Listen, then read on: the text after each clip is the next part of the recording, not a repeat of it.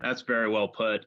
I was just talking with a colleague here at the college, Lee Wishing, a couple of days ago. We were talking about the importance of wisdom orientation within education, and of course, wisdom is something that demands intellectual virtues, moral virtues, all that together.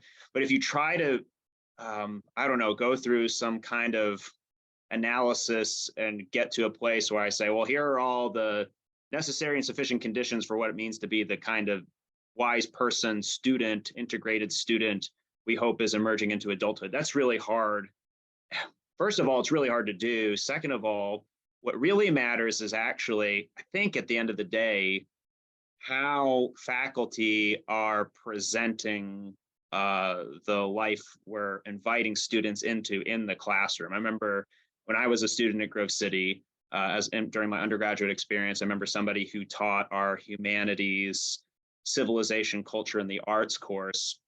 He said he was talking about pedagogy because I was sort of interested in teaching, and he was giving me tips about teaching. And he said, well, when I'm up here talking about whatever it is, if I'm talking about Monet or I'm talking about the Surprise Symphony from Haydn, whatever it is, I'm just doing what I would normally be doing, listening to this work, only I'm doing it in a public space. And it dawned on me in this profound way that there was this that, to get back to the element of performance, that this teacher was really trying to do on a large scale what he was already committed to in his personal life.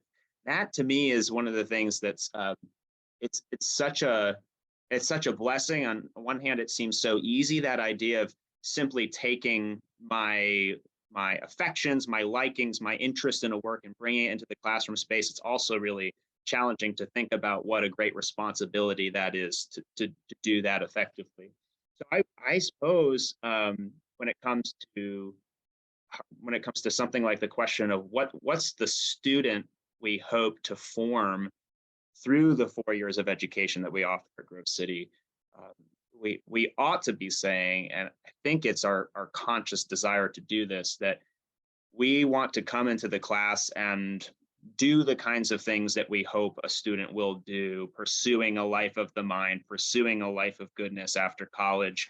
To go back to David Hicks again, I think he said somewhere in the book that a measure of how well an education has worked is what does that student do with his or her leisure time after the fact. And I think, well, that is such an interesting counterintuitive criterion for how well this thing has gone. And so anyway, that's the aspiration. It's not always the reality, but it's the ideal, that we would be kind of creating a little bit of a microcosm in the classroom. Sure, the students in that class may not spend the rest of life I hope they return to Milton. I hope they return to Dante, and I hope they come back again and again. But even if that's not the case, that we would be performing on a small scale some of the loves and some of the likings and some of the acts of charity and humility that we hope will be characteristic of the years to come in that student's life.